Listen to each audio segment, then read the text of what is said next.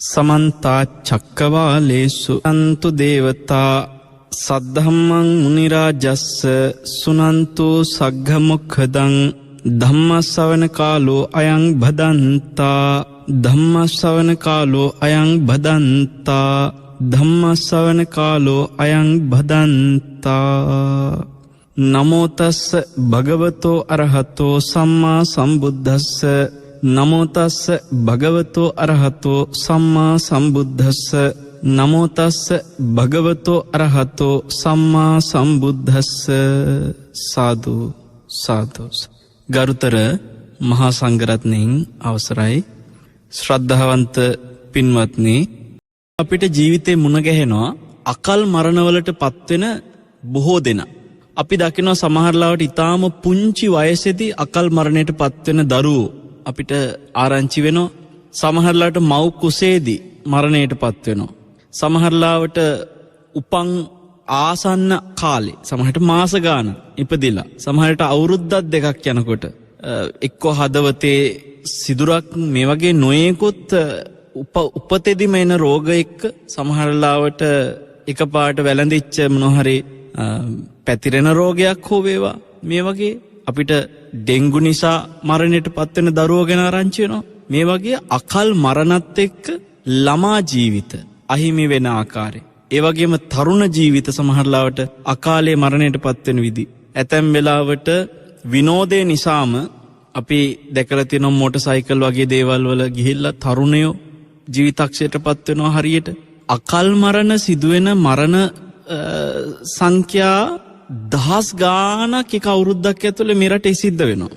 එතකොට මේ දහස් ගාණකගේ ඒ සමීප ඥාතීන් එක්කෝ අම්මා තාත්තා එක්කෝ සමීප සමහරට බිරිඳ තරුණ වයසේ නැති වෙනකොට ස්වාමි පුරුෂයා වේවා ස්වාමි පුරුෂයා තරුණ වයසේ නැති වෙනකොට බිරිඳ එහෙම නැත්නම් ඒ ඇත්තන්ගේ පුංචි දරුවෝ මේ වගේ විශාල ඥාතීන් සුජීවත්ව ඉන්නේ නැත්තෝ අර අකල් මරණයක දුක දරා ගන්න පුදුමාකාර උත්සාහයක් දරන අපිට පේනවා. අපි පහුගිය කාලෙක අපිට ආරංචි වුණා එක්තරා රටේ ගායකයෙකුගේ දුවෙක් බොහොම මේ අඩු වයසේදී දුව මරණයටපත් වුණා. මේ වගේ විවිධ අකල් මරණ අපිට ආරංචි වෙනවා. මට මතකයි රටේ හිටපු කරාටි සම්බන්ධ සටන් කරුවන් අතරේ රටේ ඉහළම දක්ෂ සටන් කරුවෙක් එතුමා ධර්මදේශනා බොහෝ අප සිදු කරන දේශන සවන් දෙන මහත්මයෙක්. මෙතුමාගේ ආදරණීය බිරිඳ අවුරුදු 30 ගානයි. ඇය වෙනුවෙන් ඇගේ රෝගී ස්වභාවයේදී කොහොම හරි ඉක්මනට සුවපත් කරගන්න ඕනේ කියන වොමනාවට විශාල කැපවීමක් මේ මහත්තයා දරනවා. හැබැයි ඇය ජීවිතක්ෂයටපත් වෙනවා. සමහර වෙලාවට අපිට පේනවා පින්වත්නි මේ වගේ අකල් මරණ සිදුවෙන අවස්ථාවලදී රියානතුරු නිසා සිද්ධ වෙන අනතුරු විවිධ වසපානය කර ගැනීම එහෙම නැත්නම් කෝච්චියට බෙල්ල තියනවායි කියලා හෝ වේවා ගඟේ මුහුදේ පයින් හෝ වේවා බෙල්ලවල දා ගන්න විදි ආකාරයෙන් හෝ වේවා මේ වගේ සිය දිවි නසා ගැනීම තුලත් අකල් මරණ සිදු වෙනවා. මේ අකල් කියලා අපි වචනයක් කියනවා. මොකද්ද මේ?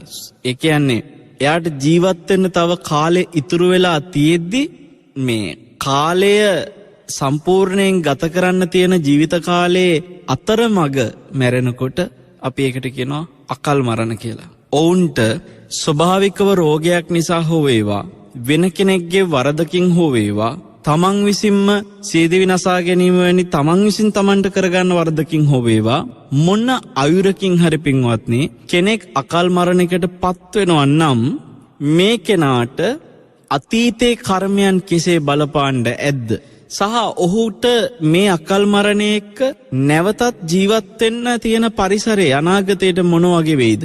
අපි මේවා ගැන ටිකක් සාකච්ඡා කරන්න හොඳයි කියලා හිතුවා. දැන් මේ අකල් මරණ සිදුවෙච්ච ජීවිත දහස් ගාණක් වර්ෂයකට මුණ ගැහෙන නිසා වර්ෂයකට ගණනය වෙනවා දහස් ගණනාවක් කියන්නේ කාන්තා අකල් මරණ සහ පිරිමි අකල් මරණ වශයෙන්ම උදාහරණයකට ගත්තොත් ඔබ දන්නවද පින්වත්නි සියදිවි නසා ගැනීම තුල පමණ රටේ පුරුෂයන් සහ ස්ත්‍රීන් වශයෙන් දහස් ගාණක් සියදිවි නසා ගැනීමට පමණ රට ඇතුලේ මරණ සංඛ්‍යාවක් ගණනය වෙනවා.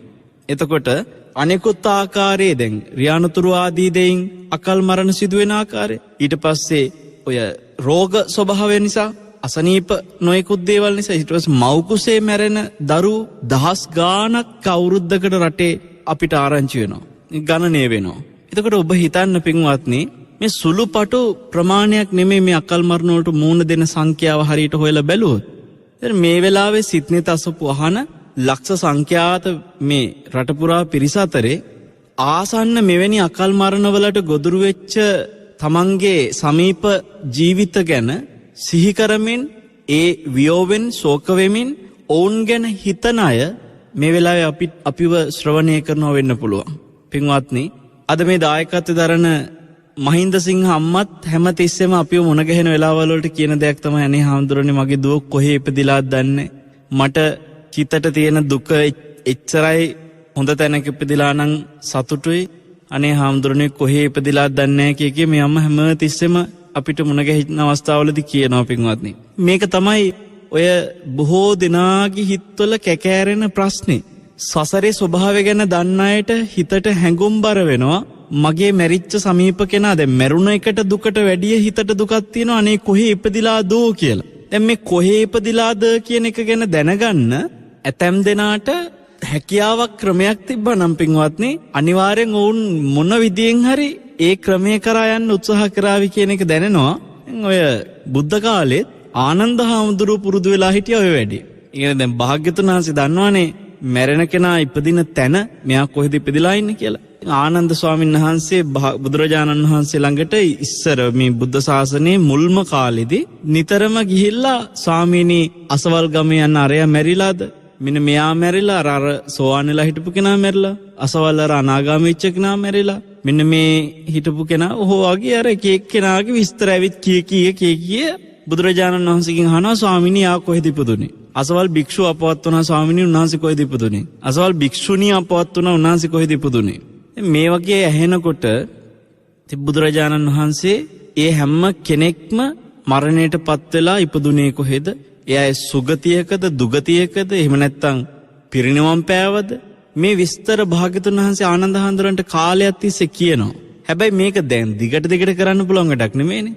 පස්සේ බුදුරජාණන් වහන්සේ අපූර්ව ක්‍රමයක් පෙන්නනවා. ආනන්ද කණ්ණාඩියක් ඉදිරියට ගියාට පස්සේ කණ්ණාඩිය තුලින් තමන්ව පිළිබිඹු වෙනවා වගේ කෙනෙක් ජීවත් වෙච්ච විදිහත් එක්ක ඒ කෙනාගේ මරණයට පත්වෙච්ච ස්වභාවය එයා කොහේ උපදින්නේ නැද්ද කියන එක පිළිබඳව තමන්ම දැනගන්න කියලා උපමා කරනවා කන්නඩිය. කන්නඩිය උපමා කරලා මරණයට පත්වෙච්ච කෙනා උපදින තැන තේරුම් ගන්න කියලා ඒ වෙලාවේ යම් අනුශාසනයක් කරනවා. පින්වත්නි අපිට දැන් මේ මරණයට පත්වෙන කෙනෙකුගේ ජීවිතේ නැවත උපදින ස්වභාවය ගැන හිතනකොට අකල් මරණවලදී හිතන්න පොඩි දෙයක් තියෙනවා. සාමාන්‍ය කෙනෙක් මරණයට පත්වෙන විදියට වඩා පුංචි වෙනස් දෙයක්. ඒ කියන්නේ දැන් අකල් මරණවලත් රියානතුරු වගේ දෙයක් නිසා මරණයට පත්වෙනකොට ඔබට ආරංචි වෙලා ඇති පින්වත්නි මෙන්න මේ වගේ කතා බලන්න. සමහර තැන්වල කියනවා අර කලින් ජීවිතය ගැන කියන පොඩි ළමෙක් ඔන්න ඉන්නවා.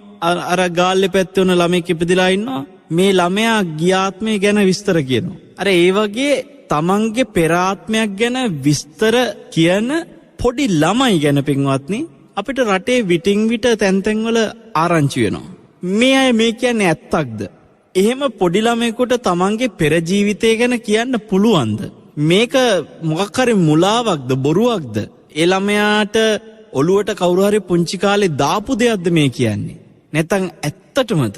පින්වත්නි ඔවුන් ඒ කියන දේ පිළිබඳව ඒ දරුවන්ගේ සමහර වෙලාවට ඒ දරුවා හෙලි කරන තොරතුරු ඔස්සේ ඇතැම් විට පරීක්ෂණ කරලා සමහර ඒ දරුවා කියපු කරපු තොරතුරු හරහා හොයාගෙන ගියාට පස්සේ මේ දරුවා කියපුවා ඒ දරුවාගේ අම්මා තාත්තවත් හරියට තොරතුරු හරියට දන්නේ.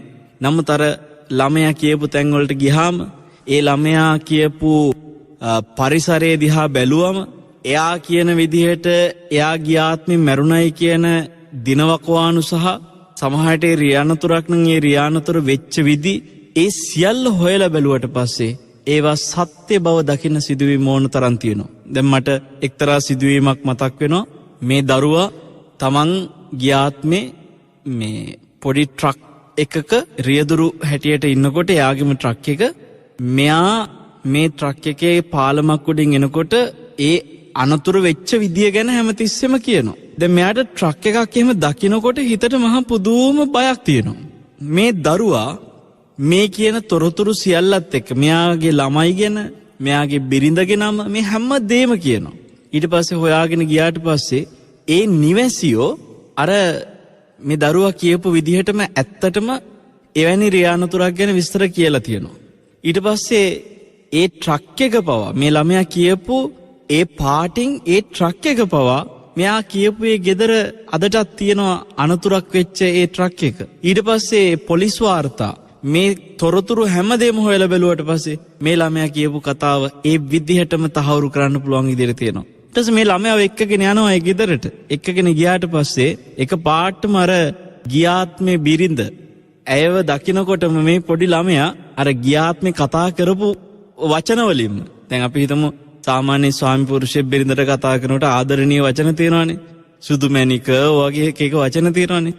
දැන් මේ පොඩි ළමයා අර මේ වැඩිහිටි කාන්තාව දකින්නකොටම ඇයට අමතන්නේ එක පාටම අර ගියාත්මේ තමන්ගේ බිරිඳට කතා කරපු වචනේ සුදු මැණික කියලා. මම සුදු මැණික කියනක උදාහරණයක් කිව්වේ මෙතෙන්දී. ඒ වචනේම කතා කරනවා. ඊට පස්සේ අර ළමයි දෙන්න දැන් ගියාත්මේ ළමයි දෙන්න මේ වෙනකොට තමන්ට බොහෝ වැඩිමල්නේ. ඒතර ඒ ළමයි දෙන්නට ගියාත්මේ කතා කරපු වචන දැන් අපි හිතමු පොඩි ළමයට කතා කරේ පොඩ්ඩා කියලා නම් දෙවෙනියට කතා කරන මද්දුමයා කියලා. අන්න ඒ වගේ ඒ වචන වලින්ම කතා කරනවා මේ චූටි ළමෙක්. එතකොට අර අයට තේරුණා මේ අපේ තාත්තමයි මේ මගේ ගියාත්මේ ස්වාමි පුරුෂයාමයි. ඒගොල්ලන්ට කතාව සම්පූර්ණ තහවුරු වුණා. ඊට පස්සේ මෙයා ඒ ගේ ඇතුලේ තමන්ට හුරු පුරුදු විදියට ඇවිදගෙන යනවා. කෝ අර අසවල් තැන කියලා ඒ සමහර තැන් ගිහිල්ලා අහනවා. එතකොට කණ්ණාස මොනවද කියලා ඇහුවට පස්සේ හරියටම මහත්තයා ගියාත්මේ කණ්ඩාස දෙය කියනවා. මේ බලන්න පින්වත්නි මේවා තුල මෙවැනි අකල් මරණයක් තුල මේ සිද්ධ වෙච්ච දේ ඇත්තටම මොකක්ද? ඒකට මෙයා මැරෙන වෙලාවේ මෙයාට නැවත මනුසාත්මයකට එන්න පුළුවන් විදියට මෙයාට කුසල සිතුවිල්ලක් අර චුතිසිතේදී ඇති වෙනවද? මෙයා ගියාත්මේ මෙහෙම රියානතුරකින් මැරුණා නම් කොහොමද මෙයා නැවත මේ විදියට මනුස්ස ජීවිතයකට ආවේ? පින්වත්නි මෙතන ගොඩාක් දේ හිතන්න තියෙනවා. සාමාන්‍යයෙන් අපි දන්නවා මේ ලෝකේ සුගතියකට මනුස්ස ජීවිතයකට හෝ වේවා දිව්‍ය ආත්මිකට හෝ වේවා එනවා කියන එක ලේසි පහසු දෙයක් නෙමෙයි. කන කැස් බෑවෙක් වියසිදුරෙන් අහස බලනවා වගේ ඊටාම දුර්ලභ දෙයක් කියනවා මේ මනුස්ස ජීවිතයක් ලබා ගන්න එක. එහෙමනම් පින්වත්නි කොහොමද අර වගේ රියානතුරකින් සාමාන්‍ය ජීවිතයක් ගෙවාගෙන ඉඳලා මැරිච්ච කෙනෙක් නැවත මනුසාත්මිකට එන්න තරම් කුසල ශක්තියක් හදාගෙන තියෙන්නේ? මෙතන තියෙන්නේ සැබවින්ම මොන වගේ කර්ම ශක්තියක්ද? අකල් මරණයකට පත්වෙච්ච කෙනෙකුගේ මෙන්න මේ කියන කුසල අකුසල ස්වභාවය ගැන අපි ටිකක් හිතමු. මෙතන මොකද්ද වෙලා තියෙන්නේ? දැන් ඔබ දන්නවා මේ ජීවිතවල කර්මය කියන එක මරණයට ඒකාන්ත වශයෙන්ම බලපෑමක් කරනවා කියලා කියන්න බෑ. කර්මය බලපාන ආකාර තියෙනවා. කර්මය නිසා මරණයක් සිද්ධ වෙනවා නම් ඒ ඇවිල්ලා Tamanට ජීවත් වෙන්න ආයුෂ ගෙනාපු ප්‍රමාණය එච්චරයි. ඒ කර්ම ශක්තිය ඉවර වෙන්න අපි හිතමු අවුරුදු 40ක් විතර ජීවත් වෙද්දී එයාට අවුරුදු 40 ජීවත් වෙන්න තියෙන කර්ම ශක්තිය ඉවර වෙනවා. ඊට පස්සේ දැන් මේ කාලේ සාමාන්‍යයෙන් අවුරුදු 70 80 90ක් විතර ජීවත් වෙන්න පුණ්‍ය ශක්තිය තියෙනවනේ. කියන්නේ සාමාන්‍ය වශයෙන් මිනිස්සු 60 70 80 90 වෙනකන් ජීවත් වෙනවා. නමුත් මෙතෙන්දි පින්වත්නි අවුරුදු 40ක් විතරක් මනුෂ්‍ය ජීවිතයකට එන්න විතරක් කර්ම ශක්තිය තියෙන කෙනෙක් නම් එයාගේ ඒ පුණ්‍ය ශක්තිය කර්ම ශක්තිය අවුරුදු 40ක් අවසන් වෙනකොට මෙයා අකාලේම මරණයටපත් වෙන්න වෙනවා. මේක එක හේතුවක්. එතකොට දැන් අපි බැලුවම සමහර වෙලාවට ආයුෂ අවසන් වෙලා මැරෙන අය ඉන්නවා. ආයුෂ අවසන් වෙලා කියන්නේ ඔන්න නිකන් මෙහෙම හිතන්න. කෙනෙකුට ජීවත් වෙන්න පුණ්‍ය ශක්තිය තියෙන අවුරුදු 250ක්. එයාට මනුෂ්‍යාත්මයකට එන්න මනුෂ්‍යාත්මය තුළ මනුෂ්‍ය සැප විඳින්න මනුෂ්‍ය ජීවිතයක් ගෙවන්න අවුරුදු 250ක පුණ්‍ය ශක්තියක් තියෙනවා කර්ම ශක්තියක්. එතකොට පින්වත්නි ඔබ හිතනවාද දැන් මෙයාට කර්ම ශක්තිය අවුරුදු 250ක් තිබුණයි කියලා මෙයා මනුෂ්‍ය ජීවිතය තුළ කවදාකවත් අවුරුදු 250 ගෙවන්න බැහැනේ. එතකොට මෙයාට මොකද වෙන්නේ? ඒ අවුරුදු 250 මෙයාට ඉන්න තියෙන උපරිම ගාන මේ කාලේ හැටියට ඉන්න පුළුවන් උපරිම ගාන. සමහරට අපි තුන් 90 ගාන. සමහරට 100ක්. එයාට 105ක් 110ක් ඉන්න තියෙන උපරිම ගාන ඉඳලා අර මේක නිකම් මේ ශරීරය හරියට අර මේ දිරලා ගිය කරත්තය වගේ තවත් තියාගන්න බැරි වෙනකොට කරත්තයක් දිරලා ගියාට පස්සේ පින්වත්නි යන්න බැරි වෙනකොට අබලන් වෙනකොට මේ වාහන අයින් කරනවා වගේ ශරීරය දැන් තවදුරට පවත්වගෙන යන්න බැරි තරමට ජරා ජීර්ණ වීම නිසා මේක ගෙනිය ගන්න බැරිව ආයුෂ අවසන් වෙලා මෙයා මරණයටපත් වෙනවා. හැබැයි උපරිමම ආයුෂ ප්‍රමාණයක් ගෙවලා. දැන් ඔබට ප්‍රශ්නයක් එනවා. අවුරුදු 100න් නම් මැරුණේ එයාට ජීවත් වෙන කර්ම ශක්තිය 250ක් තිබ්බා. දැන් මොකද වෙන්නේ? මෙයා 100කින් මැරුණාට පස්සේ මෙයාට තවත් පුණ්‍ය ශක්තිය තියෙනවා කර්මය තුල තව අවුරුදු 150ක ආයුෂ. ඊට පස්සේ මොකද වෙන්නේ? මෙයාට නැවත ඒ අවුරුදු 150 ආයුෂ ලබන්න තරම් පුණ්‍ය ශක්තියක් තියෙන නිසා මෙයා ඒ අවුරුදු 100 ගෙවනකොට තමන්ගේ මේ 150 ගෙවන්න තියෙන ඉතිරි ආයුෂ ටික ඉක්මවා යන බලවත් කර්ම ශක්තියකින් වැහිලා නැත්තම් දැන් අපි හිතමු ඒ 150 අර කියන කන්ටිනියු වෙන්න මේ 150 නැවත මනුස්ස ජීවිතේම ගෙවන්න ඒ ඉතුරු කර්ම ශක්තියට මෙයා ආපහු මනුෂ්‍යාත්මිකට සාමාන්‍යයෙන් එනවා. ඒ ඇවිල්ලා එතනදිත් යාට උපරිම ගෙවන්න දැන් ඒත් 150ක් මේ කාලේ ඉන්න බැරි නිසා ඒත් යාට උපරිම ගෙවන්න ජීවිතයේ ආයුෂ ලබනවා. නමුත් ඒ 250න් 100ක් ජීවත් වෙලා මැරෙනකොට පින්වත්නි ඉතිරි 150ට නැවත මනුලොවට එනවද නැද්ද කියන එක තීරණය කරන්නේ ඔහු ඒ ගෙවපු 100 තුල තමන්ගේ ජීවිතේ ගෙවපු විදිහත් එක්ක. සමහරවිට අපි හිතමු අර 150 යටපත් කරන්න තරම් මෙයාට තියෙනවා මොනවා හරි බලවත් අකුසල කර්මයක්. අපි හිතමු එයා ජීවත් වුණේ තනිකරම මේ මිනි මරාගෙන හොරගම් කරගෙන මහා දරුණු පාතාලේ කළු චරිතයක් විදිහට ජීවත් වුණා. එහෙම නැත්නම් ස්ත්‍රී දූෂණ සිදු කරගෙන එහෙම නැත්නම් මත් වතුර මද්ද්‍රව්‍ය පානය කරගෙන අර අවුරුදු 100 ජීවත් වුණේ කියලා. එතකොට ඔබට හිතන්නවද දැන් මේ වගේ මහා දුස්චරිත විදිහට මේ වගේ දුස්සීල විදිහට පවිටු විදිහට ජීවත් වෙච්ච මිනිස්සයා අර අවුරුදු 100 ගෙවපු මිනිස්සයා නැවතර තුරු අවුරුදු 150 මනුස්ස ජීවිත ටික ගෙවන්න මනුස්ස ලෝකෙටම එයි කියලා. අර වගේ කළු චරිතයක් ආයේ මනුස්ස ලෝකෙට එයිද? සමහරට වෙන්න පුළුවන්. මම මේවා කියන්නේ පින්වත්නි මේ මගේ හිතට එන හිතලු නෙමෙයි. මහා කම්ම විභංග සූත්‍රයේ බුදුරජාණන් වහන්සේ මේ කාරණේ කියනවා. එහෙම ආපහු යා මනුස්ස ලෝකෙ ඉතුරු 150 ගෙවන්න සමහරට එන්න පුළුවන්. එතකොට එකපාරට කෙනෙකුට හිතෙනවා මේ මිනිස්සයා මේ කලින් ආත්මේ මහා දුස්සීලව පාපකාරී විදියට ජීවත් වුණා, බිව්වා, මේ හොරගම් කළා, මිනි මැරුවා, මේ මිනිහා මෙන්න ආපහු මනුස්ස ලෝකෙට එනවා කියලා. නෑ, මේ ආපහු මනුස්ස ලෝකෙට එන්නේ එයාගේ අර පුණ්‍ය ශක්තිය බලවත් නම් තවත් 150ක ආවිෂය ඉතුරු වෙලා තියෙන නිසා. සමහර විට පින්වත්නි ඒ ඉතුරු වෙච්ච මනුස්ස ජීවිතයේ ආවිෂය 150 කාලේ එයාට මනුලොව නැවත දෙවෙනි වතාවට එන්න තියෙන ශක්තිය යටපත් කරලා අර ගෙවපු පළමු අවුරුදු 100 කාලේ එයා රැස් කරපු අකුසලයේ බලවත් වෙලා එයා නැවත දෙවෙනි ආත්මෙදී මනුලොවට එන්නේ නැතුව දුගතියකට යන්නත් පුළුවන්. මේක තීරණය කරන්නේ එක එක්කෙනාට ඕන විදිහට නෙමෙයි. කර්මය කියන එක හරි වෙනස්. ඒ නිසා තමයි මේ කර්ම විශ්ය හරි අචින්ත්‍ය දෙයක්. හිතලා ඉවර කරන්න බැරි දෙයක් පින්වත්නි. මේ බුදුවරුන්ට විතරමයි වැටහෙන්නේ කර්මයේ එක්ක ස්වභාවය. ඒ නිසා අපිට පුළුවන් මේ බුද්ධ දේශනා ඇසුරින් මේ වගේත් වෙන්න පුළුවන්, මේ විදිහටත් වෙන්න පුළුවන් කියලා ඒ විවිධ පැතිකඩ ඔබට මෙතෙන්දි කියලා දෙන එක විතරයි. එතකොට පින්වත්නි දැන් මම ඔබට කිව්වා ආයුෂ ප්‍රමාණය දැන් සමහර මරණ තියෙනවා ආයුෂයි කර්මයේ දෙකම අවසන් වෙලා මැරෙන. ඒ කියන්නේ අපි හිතමු සාමාන්‍යයෙන් අවුරුදු 80ක් විතර. දැන් ඉස්සෙල්ලා කියන මර අවුරුදු 40ක් විතර ජීවත් වෙන්න විතරක් පින තියෙන කෙනා. එතකොට කර්මයේ අවුරුදු 40යි තියෙන්නේ, ආයුෂ අවුරුදු 80ක් විතර පුළුවන්. හැබැයි යාට කර්මයේ 40ක් විතර තියෙන නිසා කර්මය අවසන් වෙලා මැරෙනවා. ආයුෂ 80ක් 90ක් තිබ්බා කියලා යන්න විදිහක් නැහැ. දෙවෙනි එක මම ඔබට කිව්වා 250ක් විතර ආයුෂ තියෙනවා, කර්මයේ තියෙනවා ජීවත් වෙන්න. නමුත් ආයුෂ ප්‍රමාණය අවසන් වෙනකොට මැරෙනවා. එතකොට දැන් තුන්වෙනි කතාවේදී අපිට ගන්න තියෙනවා තව මරණ ස්වභාවය.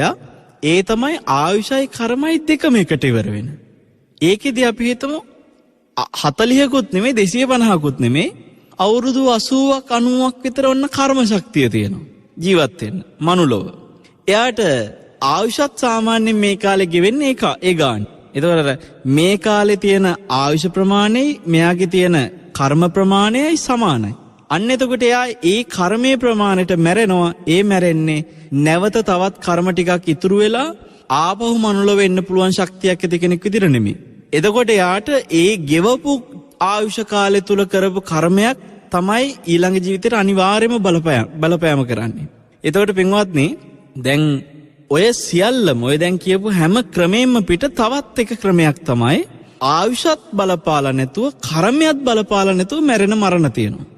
ඒ දැන් කලින් කිව්වේ වැඩි එකකදී ආයුෂ බලපාලා මැරුණා. තව එකකදී කර්මය බලපාලා මැරුණා. ආයෙ කිව්වා කර්මය ආයුෂයි දෙකම බලපාලා මැරුණා. දැන් මම හතරවෙනියට ඔබට කියන්නේ ඔය තුනම නැතුව කර්මෙත් අදාළ නැතුව ආයුෂත් අදාළ නැතුව මැරෙන්න පුළුවන්.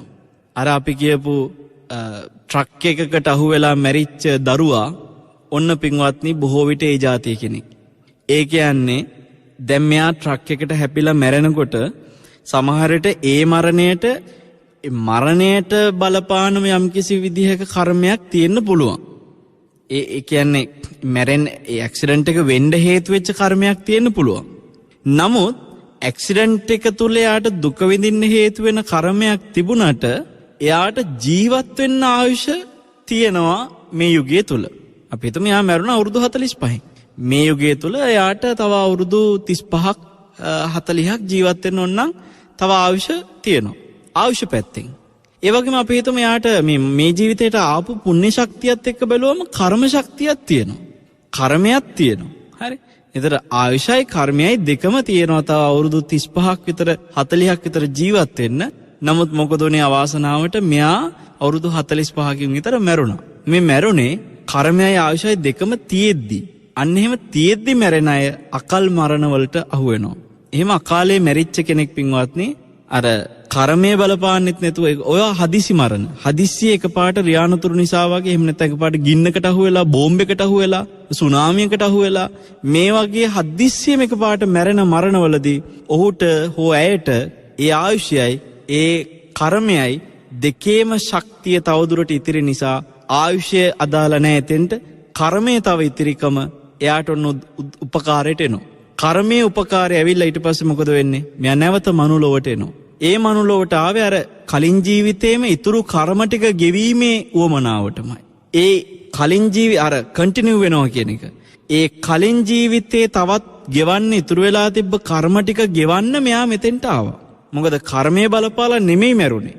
එතකොට පින්වත්නි මෙයාට ගිය ජීවිතේ පිළිබඳ ස්මරණ ශක්තියක් එනවා. මොකද හරියටම කිව්වොත් එහෙම මේ ඇවිල්ලා ගිය ජීවිතේ කර්මයේ ඉතුරු ටික ගෙවන්න ආවා වගේ. අරකෙම කොටසක් වගේ. ඒතර මෙයාට අර ටික මතක් වෙනවා. මෙන්න මේ වගේ මතක් වෙන අය කලින් ජීවිතේ පිළිබඳව එයාට ඒ පෙර මතක දැන් බුද්ධ කාලෙත් මේ වගේ මතක ශක්තිය තීච්ච අය හිටියා. මාලබාරි දෙවියන්ගේ භාර්යාවක් හිටියා. මේ වගේ ආයුෂ අවසන් වෙලා මෙයා එතනින් චුත වෙනවා. ඒ කර්මයක් අවසන් වෙලා හැබැයි යා මෙතෙන්දී ආපහු කුසල කර්ම රැස් කරලා නැවත අතෙන්ටම යනවා.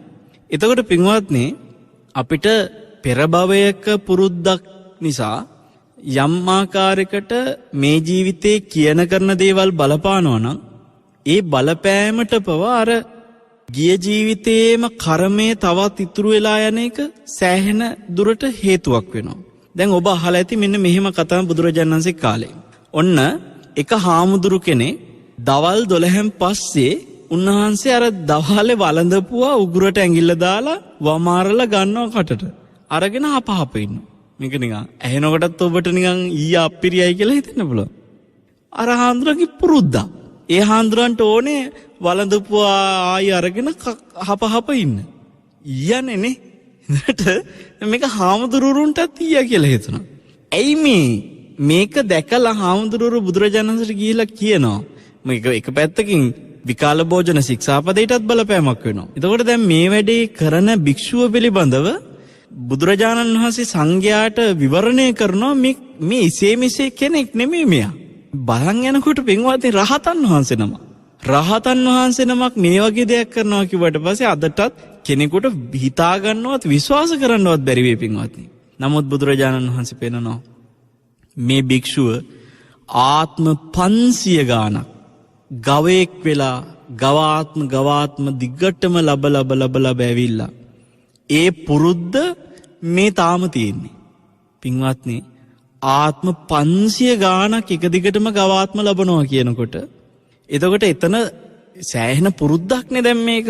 දර මනුස්ස ලෝකෙට ආවත් අර පුරුද්ද ඊට වඩා ජම්මෙට වඩා පුරුද්ද ලොකුයි කියලා කියන්නේ. එතකොට දැන් ජන්මේ කොහෙද? මනුස්ස ලෝකෙ. පුරුද්ද කොහෙද?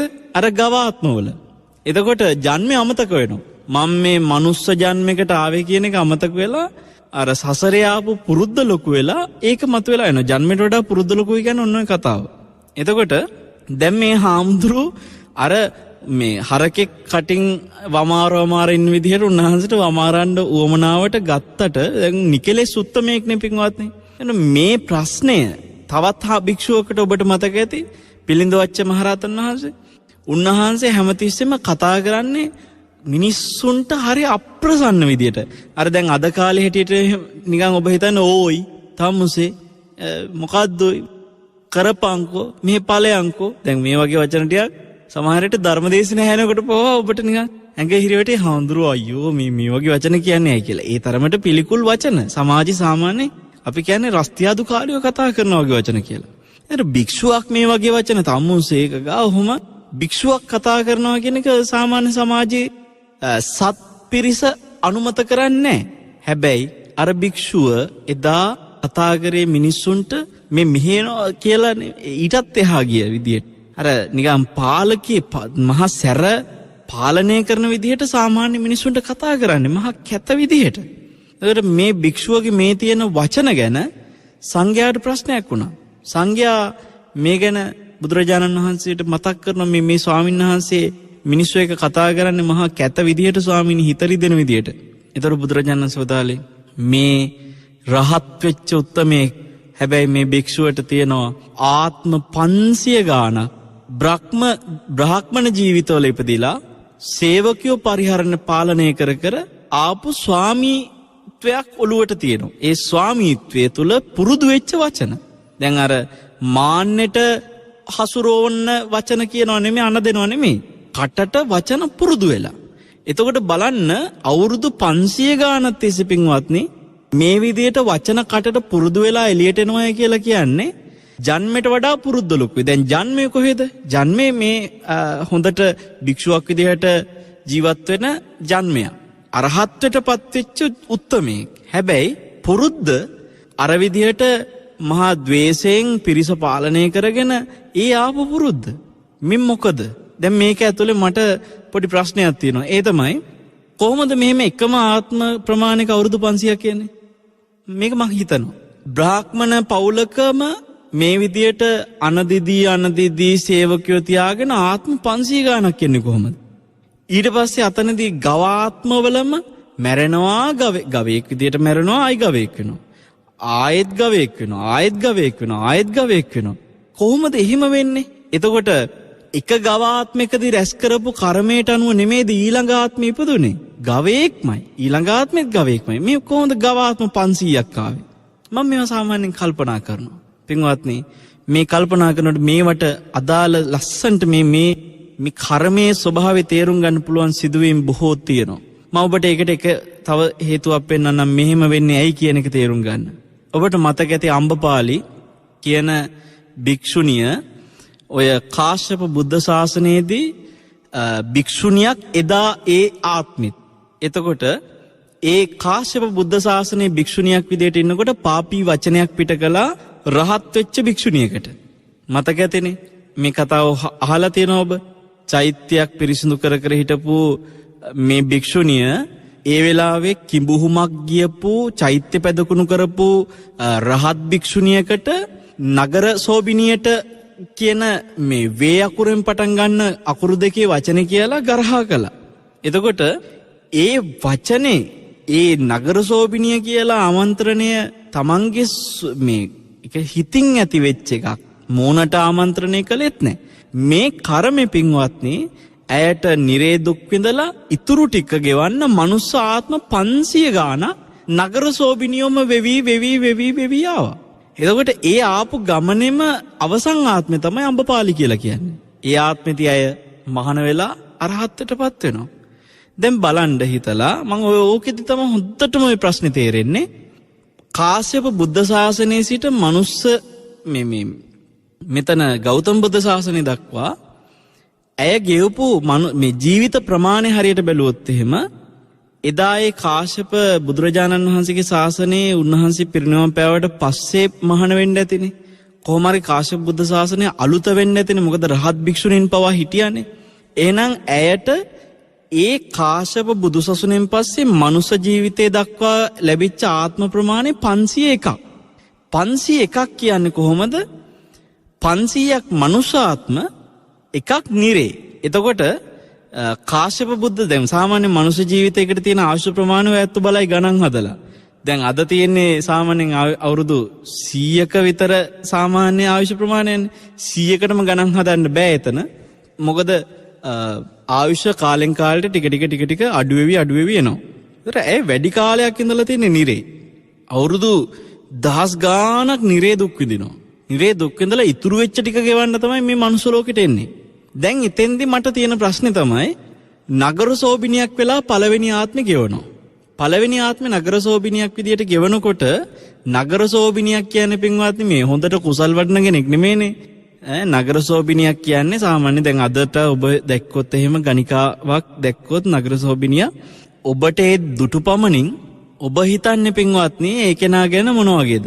මෙයා සුගතියයිද දුගතියයිද? අපි නගර සෝබිනියක් පෙන්නලා ඔබෙන් ඇහුවොත් එහෙම මෙයා මැරිලා කොහේයිද කියලා ඔබට ගත්කටම කියවෙයි මේ ගෑනිතින් අනිවාර්යෙන් දුගතියයි මේ යන විදියට කියලා. මේ දුෂ්චරිත ජීවිතේ ගෙවලා මොකද නගර සෝබිනිය සමහරලාට මත් වතුරත් පානය කරනවා. මත් වෙන දුම් පානය කරනවා. විවිධ දුෂ්චරිත තියෙනවානේ නගර සෝබිනියන්ට. සමහරලාට නගර සෝබිනියෝ ඒ Taman ළඟට ආපු පුද්ගලයාව මත් භාවයට පත් කරලා හොරකනුත් සිදු කරනවා. මේ වගේ බොරු කියනවා. කරන්න තියෙන හැම දුරාචාරෙම කරනවා. එතකොට පින්වත්නි මේ නගර සෝබිනියක් විදිහට ජීවිතය ගෙවපු කෙනෙක් කොහොමද ඔබ හිතන්නේ ඊළඟ ආත්මේ නැවත මනුෂ්‍ය ජීවිතයක් කියන සුගතියකට එන්නේ? එයා යන්න ඕනේ හරිනම් දුගතියකටනේ. එතකොට පින්වත්නි මෙයාට දෙවෙනි ආත්මෙත් එන්න ලැබුණා ඔන්න මනුෂ්‍ය ජීවිතයකටම. ඒ ආත්මෙත් නගර සෝබිනිය. හරිනම් ඒ ආත්මෙදි හරි ඊළඟට දුගතිය යන්න බෑ. ඔන්න තුන්වෙනි ආත්මෙට එනවා. ඒත් මනුෂ්‍ය ජීවිතේට ඒත් නගර සෝබිනිය. මෙහෙම 500 වතාවක් නගර සෝබිනිය වෙවි එනවා කිව්වම හරිනම් ඒ ආත්මයක් අතරට දුගතියක් තියෙන්න එපා. මෙයා කරපු කර්ම වලට නමුත් එහෙම උන්නේ සුගතිය 500 වතාවක් නගර සෝබිනිය වෙන හැම ආත්මිකම සුගතියමයි ඊළඟ ආත්මෙට හම්බෙන්නේ. දැන් මේක හරි ප්‍රශ්නයක්. එතකොට මේ මිනිස්සයා මේ නගර සෝබිනියක් විදිහට තියෙන දුෂ්චරිත ඔක්කොම කරලා ඊළඟ ආත්මේ ආපහු සුගති මනුස්ස ලෝකෙට එනවා ගුවම මේක කොහොමද පිළිගන්නේ? මේක හරි ප්‍රශ්නයක්. මේ ප්‍රශ්නේ ඇතුලේ තියෙන කර්මයේ කතාවක්. මේ මොකද මේ කෙනා එදාර කාශ්‍යප බුද්ධ ශාසනයේදී ඇත්තටම හොඳ සීලවන්ත භික්ෂුණියක්. හොඳට සිල් රැක්. ඒ විතරක් නෙමෙයි හැම වෙලාවෙම බුද්ධෝපස්ථානේ චෛත්‍ය පිරිමදිනවා සුද්ධ කරනවා අමදිනවා. අර ඒ මල්ලාසන පිරිමැදලා ඒව පරමල්ල දවස පුරාම හැමතිස්සෙම කරන්නේ ඕවා පරමල්ල අයින් කරනවා. අලුත් මල් පූජා කරනවා. මේ සෑයට කරන උපස්ථාන බෝධින්වහන්සේට කරන උපස්ථාන මේවම තමයි ඇයගේ ජීවිතේ දවස පුරාම ඒ බුද්ධෝපස්ථාන ආදියත් එක්ක සීලය ආරක්ෂා කිරීමයි සියල්ලත් එක්ක ඇය ගෙව්වේ හරි පුණ්‍යවන්ත ජීවිතයක්. එදා ඒ කාශ්‍යප බුද්ධ ශාසනයේදී. ඒ අතරේ ඇයට වෙච්ච එක්තරා මේ තමන්ගේ ජීවිතේ අවාසනාවන්ත සිදුවීමක් විතරයි අර රහත් භික්ෂුණියට කරපු මේ අපහාසාත්මක වචනේ. එතකොට දැන් මේ අපහාසාත්මක වචනෙට අදාළ කර්මය තමයි ප්‍රධානව නිරේ ගිහිල්ලා දුක් විඳි අවුරුදු දහස් ගාණක්. දැන් එහෙම වුණාම අර ගෙවපු පුණ්‍යවන්ත ජීවිතේට මොකද තියෙන ආනිසංසය? ඒ පුණ්‍යවන්ත ජීවිතය තුළ ඇය සිල් රැක්ක ආනිසංස, ඇයට බුද්ධෝපස්ථාන කරපු ආනිසංස, චෛත්‍ය වෙනුවෙන් කරපු ඒ සැලකිලි සත්කාරවල ආනිසංස මේවා ලැබෙන්න එපා. මේ ශක්තිය තමයි පින්වත්නි අම්බපාලි ආත්මෙ දක්වාම ඇයට මනුස්ස ජීවිත ගෙවන්න තීච්ච පුණ්‍ය ශක්තිය. අන්න මම ඔබට කිව්වා ඇයට මනුලොව ගෙවන්න තියෙන කර්ම ශක්තිය නිසා අර මං කිව්වේ 250ක් තිබිලා 100ක් ජීවත් වෙලා මැරුණම ආපහු යාට එන්න වෙනවා මනුස්ස ලෝකෙටම. ඒ ටික යා කියවනවා. ඊට පස්සේ සමහරට එතනත් 100ක් ඉඳලා මැරෙනවා. දැන් එයා ආයි තව 50කට එනවා. එතකොට එයා 102යි 51යි. මේ ධර්මදේශනයක් විදිහට ඔබට මේ ගණන් අදාද කිව්වට ඒතර එයා ආත්ම 3ක් තුල ගෙවන්න වෙන්නේ. නැතුව ඉතින් 250ම එක ජීවිතයක් තුල ගෙවන්න බෑනේ. එතකොට එයාට පළවෙනි 100 ගෙවන කාලේ දුස්සීලකම් කරා නම් ඒ ටික දෙවෙනි 100 ගෙවන දෙවෙනි ආත්මෙදි බලපාන්න නැතුව දෙවෙනි 100ත් ගෙවලා සමහරට ඒ ජීවිතේ කරපු දුස්සීලකම් ටික ඉතුරු වෙලා තියෙන ගමන් එයා ආයෙත් මනුස්ස ජීවිතේ ඉතුරු 50ත් ගෙවලා දැන් ඒ 50 දුස්සීලකම් කරා කියමුකෝ. ඒතර මෙයා පළවෙනි 100 දුස්සීලයි, දෙවෙනි 100 දුස්සීලයි, තුන්වෙනි 50 දුස්සීලයි. දැන් මෙයාගේ 250 ඉවරයි. දැන් ඉතින් ඉවරුණාට පස්සේ ඔන්න දැන් එනවා කෙලින්ම කරකිලා මොකද්ද?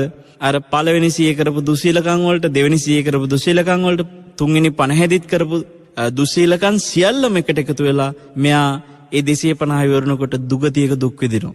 අන්න ඒ විදිහට අම්බපාලි පින්වත්නි එදා අරහත්ත්වයටපත් නොවුනනම් අපේ ගෞතම බුදුරජාණන් වහන්සේ එදා ඒ අම්බපාලිට උපකාර නොකළනම් පින්වත්නි ආත්ම සිය ගානක අර අම්බපාලිය අතීතාත්මවලත් තීච්ච නගර සෝබිනී වෙලා දුෂ්චරිත කරගෙන ආපු ආත්ම 500 ගානක මේ කර්ම ඒ දුස්සීල පාප කර්ම සියල්ලම ඇයට මතු දුගති ආත්මවල ගෙවන්න තිබුණා. අප්‍රමාණ කර්ම ප්‍රමාණයක් මේ ගෞතම බුදුරජාණන් වහන්සේ නිසා ඇයට වාසනාවකට කර්මය ෂය කරන මග දැනගෙන කර්මය කපා දමන්න, ගෙවා දමන්න, මකා දමන්න ඇයට ධර්මයේ මුණ ගැහුණා. ඇය භාග්‍යවන්ත වුණා උතුම් අරහත්ත්වයටපත් වෙන්න. පින්වත්නි, අපි අඟුලිමාලගේ කර්මයේ ගෙවිච්ච විදිය ගැන කතා කරනවා. අම්බපාලිලා වගේ චරිත ආත්ම ගණන් රැස් කරගත්තු පාප කර්ම ටික ගෙවපු ගෙවිල්ල බැලුවොත් එහෙම භාග්‍යතුන් වහන්සේ නිසා මොන තරම් වුන් පිළිසරණක් ලැබුවද කියලා හිතෙනකොට පින්වත්නි බුදුරජාණන් වහන්සේගෙන අප්‍රමාණ ගෞරවයක් ඇති කරගන්න පුළුවන්. එතකොට ආත්ම 500 ගානක් මේ නගරසෝබිනියෝ වෙවි ආවත් ආත්ම 500 ගානක් එන්නේ අන්න මොකක්ද හේතුව?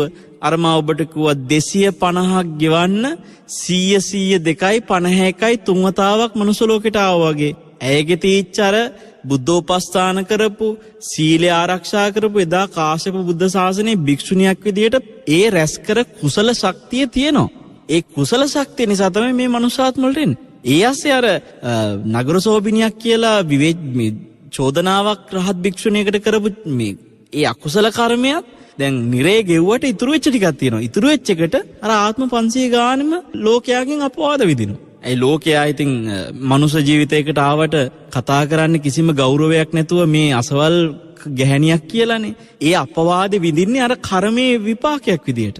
අන්න බලන්න පින්වත්නි, එතකොට දැන් අර කටට කෑම ටික අරගෙන හවස්වරේ වමාර හිටපු හාමුදුරුවෝ ගැන කල්පනා කරලා බැලුවොත් ඒ භික්ෂුවත් ආත්ම 500 ගානක් ගවාත්ම ලබ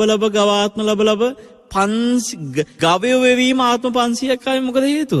එයාට ගව ආයුෂ ලබන්න, ගවාත්මික ආයුෂ ලබන්න දීර්ඝ කර්ම ශක්තියක් තියෙනවා. එතකොට අපි හිතමු මෙහෙම කෙනෙකුට ගවයෙක් විදිහට ජීවත් වෙන්න කර්මයේ තියෙනවා අවුරුදු 100ක්, මේ 1000ක්. නිකන් අපි හිතමු අවුරුදු 1000ක කර්ම බලයක් තියෙනවා, පාප කර්ම බලයක් තියෙනවා ගව ආත්මයක ජීවත් වෙන්න.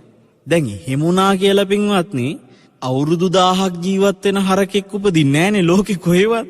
ඒතර මොකද්ද වෙන්නේ? ඒ 1000 ගවාත්ම විදියට කැඩලා ආත්ම ගානක් තුල ඒ කර්මයේ විපාක විඳිනවා. එතකොට එයා ගවයෙක් වෙනවා, මැරෙනවා, ආපහු ගවයෙක් වෙනවා, මැරෙනවා, ආපහු ගවයෙක් වෙනවා, මැරෙනවා, ආපහු ගවයෙක් වෙනවා, මැරෙනවා. ඒතර ඔබට එතෙන්දි කෙනෙකුට ඒ අතරමඟ ගවාත්මික යම්කිසි මේ බලවත් වූ අකුසලයක් කළොත්, බලවත් වූ කුසලයක් කළොත් ඒක මරණාසන්න මොහොතේ මතක් වුණත් ඒක පින්වත්නි යටපත් කරන්න අර මේ අවුරුදු 1000ක කර්මයේ බලයට නැවත ගවාත්ම වලට එන්න තියෙන කර්මය මේ බලවත් වෙන්න පුළුවන්. අර යටපත් කරනවා කෙලින්ම ඒ ආත්මය තුල තියෙන කර්ම. ඒ ටික දැනට අර නිකන් අපි කිව්වොත් එimhe හෝල්ඩ් වෙනවා.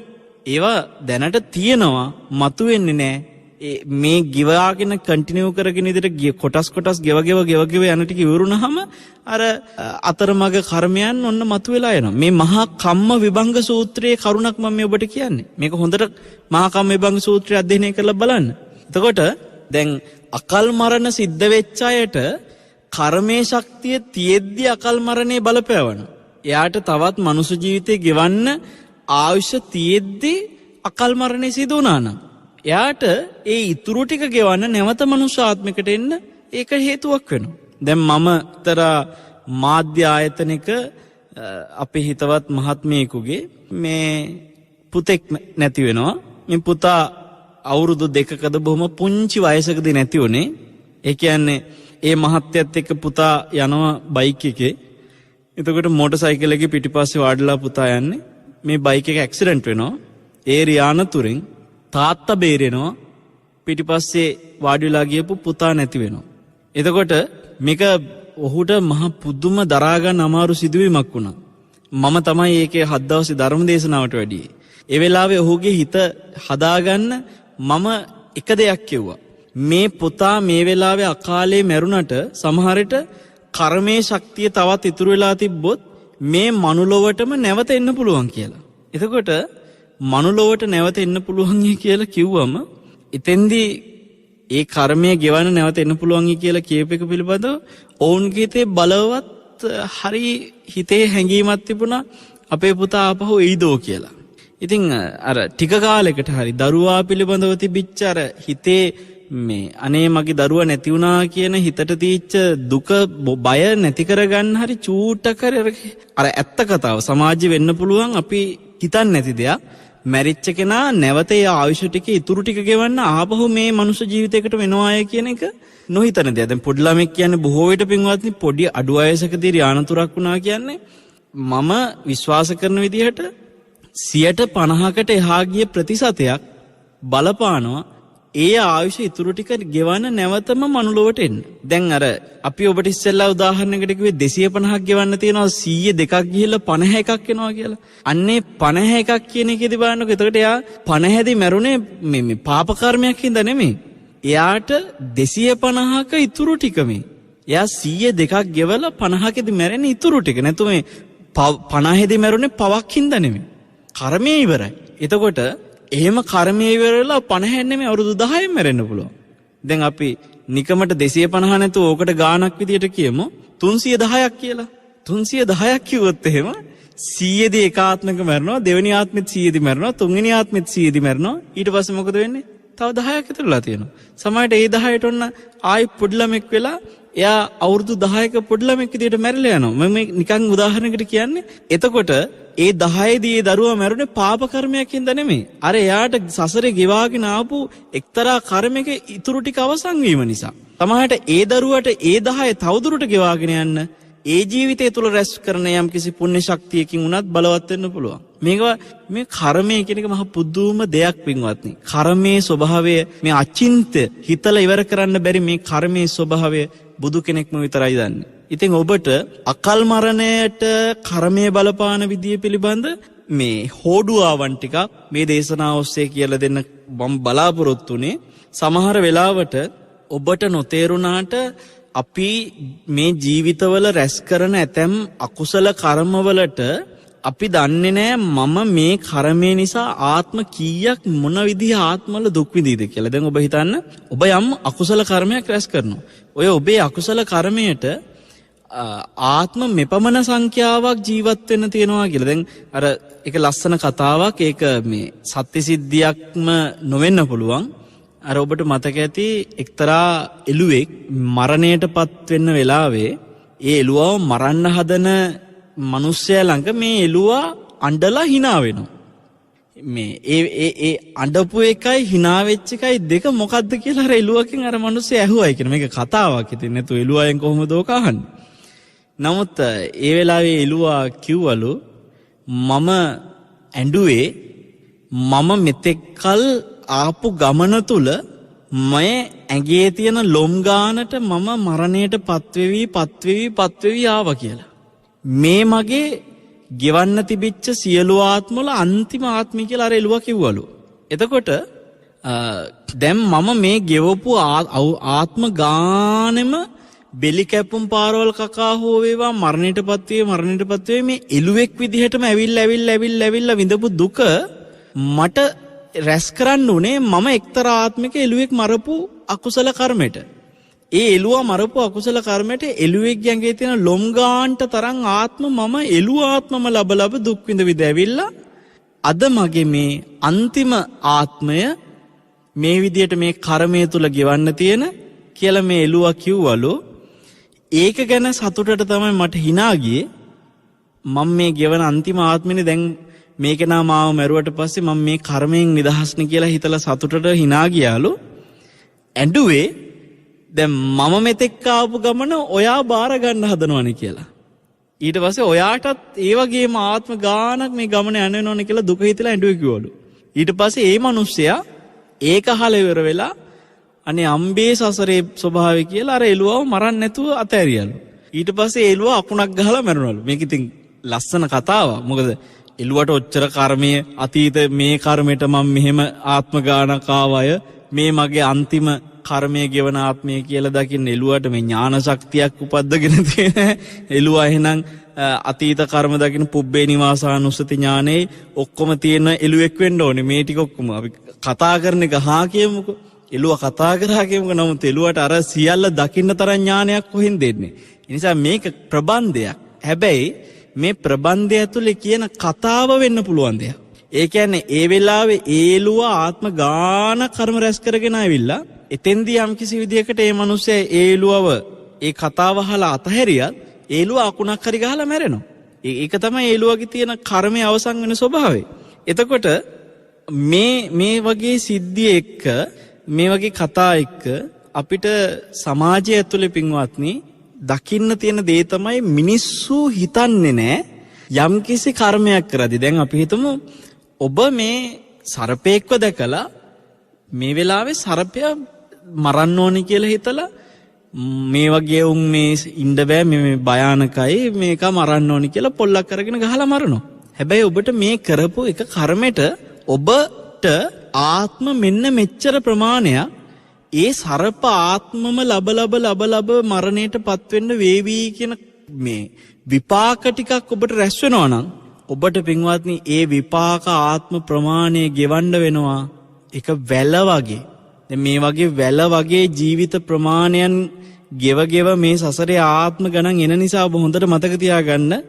එළුවෝ, ඊට පස්සේ කුකුල්ලු, ඊට පස්සේ ගවයෝ, ඔය ඌරෝ මේ වගේ අර දැන් මිනිස්සු කෑමට ගන්න සත්තු ඉන්නේ හැමතිස්සෙම. මෙන්න මේ සත්තු වැල වගේ මරණයට පත් වෙන ආත්ම ප්‍රමාණය අවසන් වීමක් වෙන්නේ නැහැ. ඇයි දැන් හිතන්න මේ ජීවිතය තුළ සාමාන්‍යයෙන් ගවයෝ මරණ මිනිස්සෙක් ගත්තොත් මේ මිනිස්සයා එයාගේ ජීවිත කාලේ ගවයෝ කී දෙනෙක් මරලා ඇද්ද? ඔබ හොඳට හිතන්න. ඒතකොට එක ගවයෙක් මරපු කර්මයටම මෙයාට ගවාත්මවලම ආත්ම 100,000 ගාණක් මරුන් කන්න වෙනවනම් මේ මිනිස්සයා ජීවිතය තුළ මරලා තියෙන ගවයෝ ප්‍රමාණයම 10 ගාණක් ඇතිනේ. සාමාන්‍යයෙන් ගවයෝ මරන මිනිස්සේ එහෙම කුකුල්ලු ගමු. කුකුල්ලු මරණ මිනිස්සෙක් කුකුල්ලු ව්‍යාපාරයක් විදිහට මරණ මිනිස්සෙක් ජීවිතය තුළ කුකුල්ලු ආත්ම 100,000 ගාණක් මරනවා.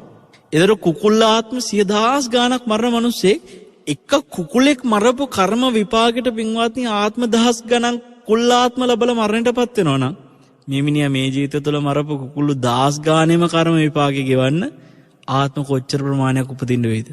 එතකොට කුකුල්ලාත්ම එච්චර උපදින්න උනාට පස්සේ කුකුලෙක් ජීවත් වෙන ආයුෂ ප්‍රමාණයත් අඩු වෙනවා. ඉතින් කුකුල්ලු උපදින ප්‍රමාණය කොපමණ තියෙනවද කියලා ඔබ හිතන්න. එතකොට ඉතින් කුකුලා අඩු වයසෙන් උපදිනවා ටක් ගාලා මරනවා. අඩු වයසෙන් උපදිනවා ටක් ගාලා මරනවා. ඉක්මනට හැදෙනවා ටක් ගාලා මරනවා. ඉතින් මරණ මැරිල්ලට කොච්චර ආත්ම ප්‍රමාණයක්ද මේ සසරට?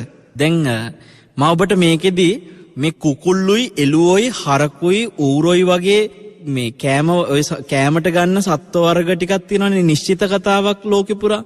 චිකන් කියයි, පෝක් කියයි, ඔය තියෙනවානේ එක වචන ටික. ඔන්න ඔය කණ්ඩායමම මේ ගමනට තේරිලා මේ ගමන එන එක ඔබ දන්නවද පින්වත්නි මේක අනන්ත සසර ඉඳලා එනවා කියලා මම කිව්වේ කරුණ සහිතව. ඒ තමයි තින්සමත්ත සූත්‍රය කියලා තියෙන සූත්‍රය. මේ ස්වාමීන් වහන්සේලා 39ක් බුදුරජාණන් වහන්සේ මුණ ගැහෙන්න ආපු වෙලාවේ උන්වහන්සේ ඒ භික්ෂූන්ට සසරේ ස්වභාවය දැකලා ධර්මය අවබෝධ වෙනවා කියලා තේරුම් අරගෙන උන්වහන්සේලාගෙන් අහනවා මහණෙනි ඔබ කුකුල්ලාත්ම ලබලා බෙලි කැපුම් පාරවල් කාලා ඒ හැලිච්චලේ මහා සාගරයට වඩා වැඩි නේද කියලා අහනවා. කුකුල්ලාත්මවල විතරක් හැලිච්චලේ මරුන් කද්දි විතරක් හැලිච්චලේ මහා සාගරයට වඩා වැඩි කියනවා. අර හාමුදුරුවෝ එක්කෙනා තනිව බැලුවා තමන්ගේ සසරේ ඇත්තටම එක කෙනෙක්ගේ එක හාමුදුරු කෙනෙක් දකිනවා මගේ කුකුල්ලාත්මවල හැලිච්චලේ විතරක් මහා සාගරයට වැඩි. හාමුදුරුවෝ 39 මෙහෙම දකින්න. එතකොට පින්වත්නි බුදුරජාණන් වහන්සේ ඊළඟට අහනවා ගවයෝ ගැන. ඊළඟට අහනවා ඒ විදිහටම ඌරෝ ගැන. ඊළඟට අහනවා ඒ විදිහටම එළුවෝ ගැන. මම මේ සූත්‍රය බැලුවට පස්සේ මේකේ තියෙන සත්තු ටික තමයි අදටත් හෝටල් වල කෑම බෝඩ් වල තියෙන්නේ. අර බුදුහාඳුරෝ අහන සත්තු ටික. ඒතර බුදුහාඳුරෝ දැනගත්තද මේ 2000 ගණන් වල කඩවල වල මේ ඒ ගහලා තියෙන චිකන් පෝක් මේ මටන් අනම්මනම් ඒ කඩේ තියෙන මස් ටික ගැන මේ බුදුහාඳුරෝ දැකලා මේ අහනව නෙමෙයිනේ. උන්වහන්සේ ඒ වෙලේ භික්ෂූන්ගෙන් අහපු සත්තු ටික ඒ විදියටම අදටත් ලෝකෙ කොහෙ ගියත් කඩවල වල තියෙනවා කියන්නේ පින්වත්නි. එහෙනම් මේ ගමන ඉවර වෙන වැඩක්.